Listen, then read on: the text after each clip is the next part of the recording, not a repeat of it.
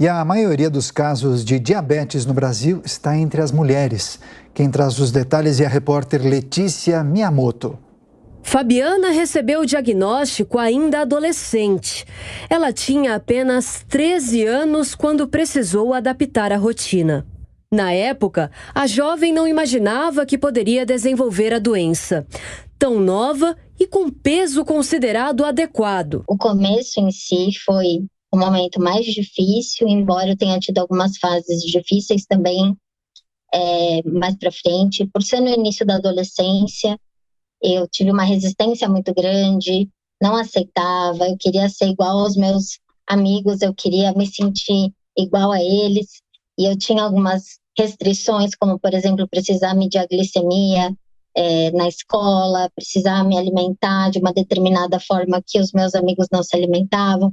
Então, tudo isso gerou em mim uma certa revolta e uma negação. Para Fabiana, hoje, com 42 anos, aceitar o tratamento da diabetes sempre foi o maior desafio. Durante o processo, os médicos também identificaram nela um transtorno alimentar. Eu colocava o dedo na garganta e vomitava a comida, porque eu comecei a ter a compulsão e comecei a engordar e precisava de mais insulina, mais insulina. Teve um momento que eu comecei a fazer uso de laxantes e diuréticos. Isso foi muito sofrido para mim. E eu tinha muito medo de me abrir com as pessoas pelo medo sempre do julgamento do outro. Nos últimos 15 anos, os homens quase que dobraram os casos de diabetes. O crescimento para o público masculino atingiu 85%, enquanto o aumento para as mulheres foi de 54%. Ainda assim, mais da metade dos pacientes diabéticos hipertensos estão entre o sexo feminino. Segundo o levantamento do Observatório de Atenção Primária em Saúde da Humane, 57% dos casos estão entre as mulheres. Segundo a médica endocrinologista e diretora da Sociedade Brasileira de Diabetes, Daiana Santini, além de estar relacionada ao excesso de peso, os hormônios femininos também favorecem o surgimento da doença.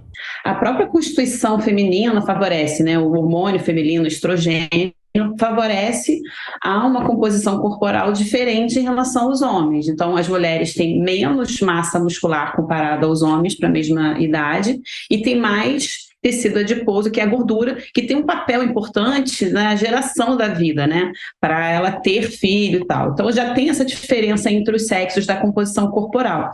E as mulheres, depois da menopausa, que costuma acontecer com 48, 50 anos, mais ou menos, elas passam a dobrar, às vezes triplicar esse risco. Para a especialista, a adaptação ao novo estilo de vida das mulheres é um fator importante que deve ser analisado ao comparar as taxas da doença entre os públicos feminino e masculino. E hoje a mulher está no mercado de trabalho com um estilo de vida mais estressante, com um tempo menor para fazer exercício, para se cuidar, para dormir, porque ela tem que dividir a jornada de trabalho, a jornada em casa, com os filhos, etc. Então, a mulher hoje ela tem uma carga de estresse físico e emocional que faz com que ela tenha um estilo de vida pior. Durante a gravidez, a atenção merece ser redobrada.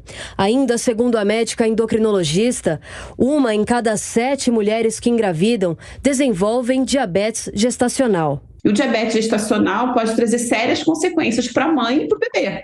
Então, você pode ter um risco de aborto, de descolamento de placenta, de eclâmpsia, que é a hipertensão, de morte prematura, de macrosomia, que é o bebê ficar grande demais, de malformação congênita. Então, existem riscos para o bebê e para a mãe. Os dados mostram que pouco mais de 51% das mulheres com diabetes estão também hipertensas, contra 49% dos homens.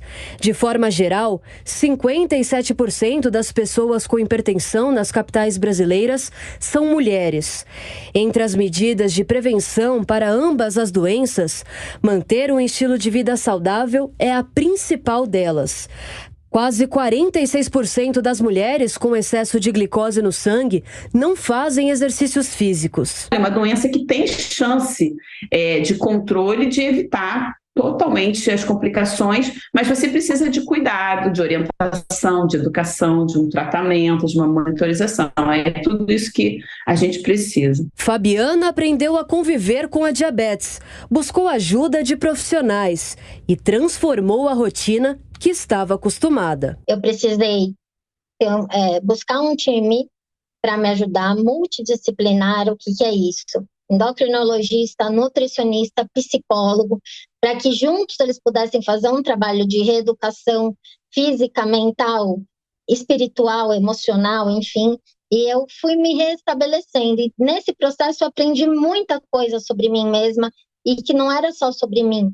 Porque eu comecei a falar com outras pessoas que também tinham a doença e elas relatavam que elas se identificavam muito com tudo que eu trazia. Ela também reserva parte da agenda para dar importância à discussão sobre a saúde feminina. Fabiana tem um projeto para mulheres diabéticas, o Movimento Divabéticas, que preza pelo autocuidado e aceitação após o diagnóstico.